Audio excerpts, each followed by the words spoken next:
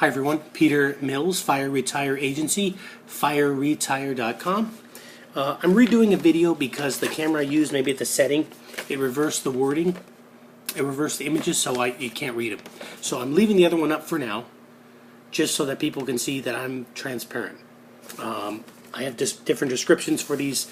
When I redid this, I didn't have anything scripted, so I'm giving you just the enchilada as it is. I'm not scripting anything or rehearsing something. So my topic was, how does your money grow, and are you growing it? Hopefully you say yes, or you have a plan to say yes. So there are three main types of ways you can grow your money. Okay, there's tax now, tax later, and tax exempt. This is how you have access to your money. So a tax now basically means your money that you have now that's liquid. So if you have a paycheck, they take the taxes out automatically, so what you get direct deposited or what check you get, that's your amount that you have that you can use to invest or to grow. It's a tax now type of money that you have. So you can put it into checking and savings. You shouldn't put much in there because there's no interest gaining, and your money will lose value over time very rapidly. I was offered 1.25% for a premier account. It's still not very much to keep up with these hidden taxes called inflation and cost of living. So experts say you need to get at least 4 or 5% just to keep even with those two things. It's very hard to do if you're gaining only less than 1%. So then you have stocks, mutual funds, bonds I put in there, but bonds are set different. They're usually at a fixed rate, and they're whatever, depending on what the Federal Reserve interest rates are, so that can fluctuate. But they're fixed, and those are guaranteed fixed rates, but they're usually pretty low, maybe 2 to 3%. So with stocks and mutual funds, this is how your money grows. You go up and down, up and down, up and down, up and down. A couple months ago, we took a general total market loss of about 6%. It actually wasn't very much in the long run. Plus, it doesn't affect you unless you're going to use that money. If you're already retired, it makes a difference because you actually physically lost the money. But it doesn't matter until you actually use it or take it out, because right now it's just sitting there. In a few months, it's probably going to go back up, just like it always does, up and down, and you're going to forget that you had a loss. That's how the market works. So also, just a quick mention, a lot of people still put money in their mattress. You should have a little bit of cash somewhere accessible in case the banks are closed, in case the power goes out for 6 days in your town, and you need some cash to buy some food and water. So those were the tax now. That means money that you have now that's already been taxed. Now there's a tax later category. These are qualified retirement plans. There's just a few to name of. So 401k, 403b, 457, traditional IRAs. There's CalPERS are in there. It's money that you can invest from your employer of your paycheck before taxes. So they let you invest more than you would have because you're going to defer the taxes. So it's a tax later or tax deferred account. So generally people are still invested in the market, which means that they're at 100% risk. In 2008, I lost 50% of my retirement account, so I will never use one of these accounts again. I will have almost all my assets out of the market. There's also a rule here that's right out of the tax code. That's 59.5 to 70.5 years of age, where you can start taking your money out without a penalty. If you were to retire before 59.5, you get charged more than just ordinary income tax on your account. You get charged a 10% penalty on your own money that you've given to this company for 30, 40, 50 years, however long you've worked for them. I don't like that idea. Also, after 70.5, if you don't take out money you're required to, or they're going to charge you 50%, you're never going to get to that point. But if you, for some reason, refuse to take money out after you're 70.5, they're going to mail you a check for 10% of your total balance every single year until you run out of money or you pass away. Either way, you're still in the market, up and down, up and down. Okay. So the last type of account I want to talk about is called tax exempt, and right out of the hat I'm going to mention insurance. So a lot of people are afferent to the word insurance, but that's because I believe they've been duped by everything out there.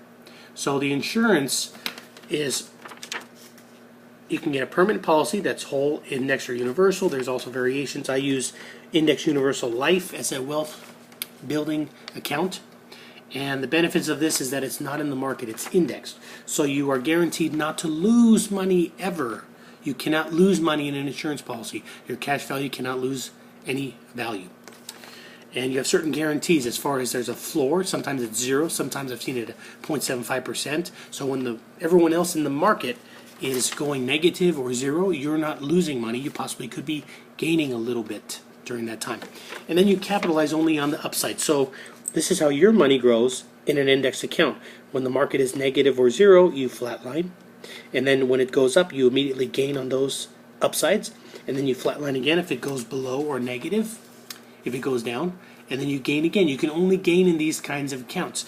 So in the stock market, when you lose, say 10%, you still have to recover that 10% before you got back to where you were to make a gain from where you were.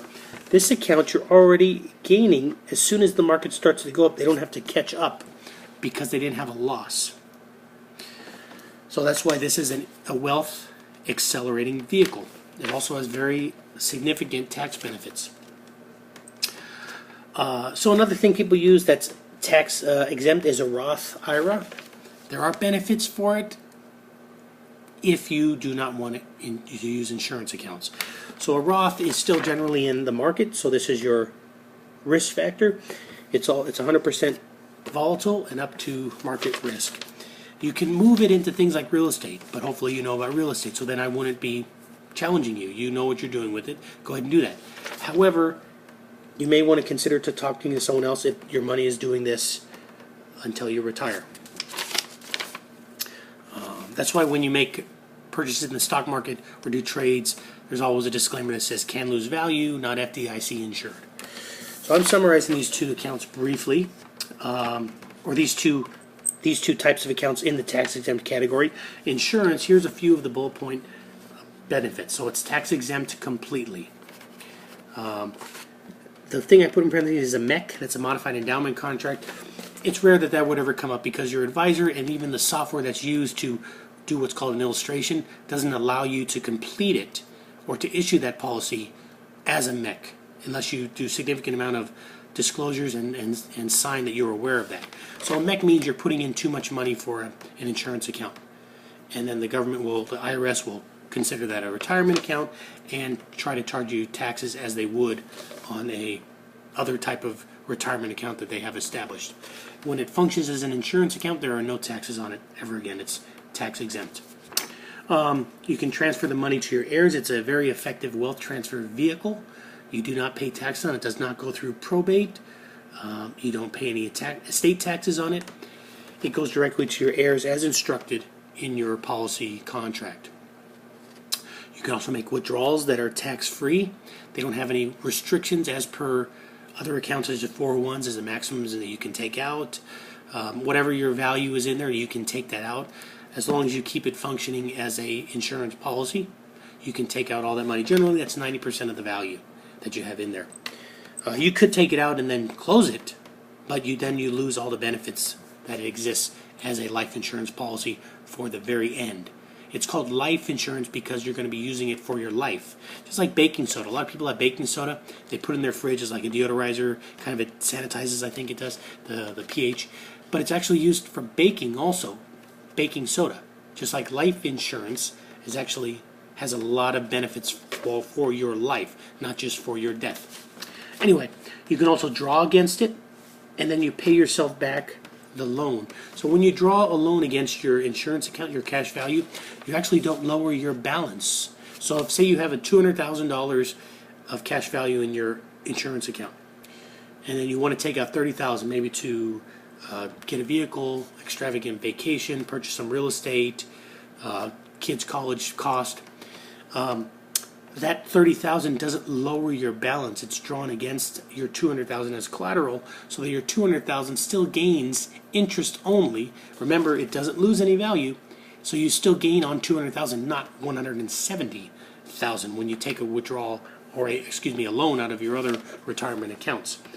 Excuse me. This is a concept that the banks use. It's called an infinite banking concept. That's where they create derivatives and they make loans upon loans so that they're not actually using the money, they're just getting more interest paid to them from products that they offer. So when you have cash value built up in one of these accounts, you draw against it. For example, you lease yourself a car, you make the payments to yourself. They're tax-free. There's significant wealth building benefits put into an insurance account.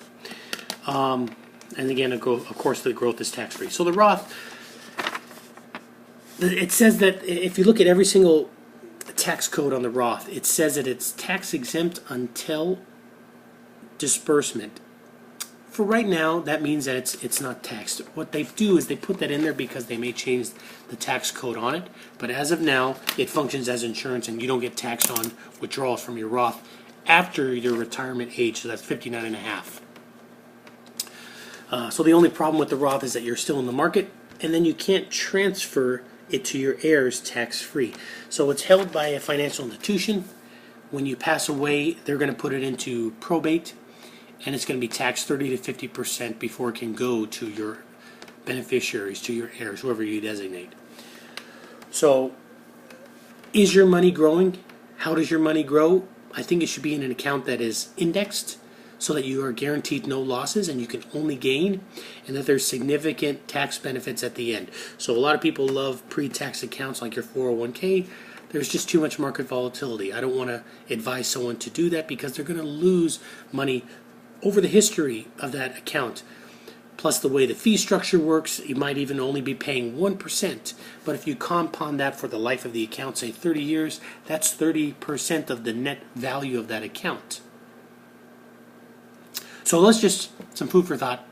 That's a brief description how I describe it, of how your money grows. Feel free to like, feel free to subscribe, give me questions. People have challenged me. I might not always win, but I'm open to it. Have a wonderful day. Peter Mills, Fire Retire. Take care.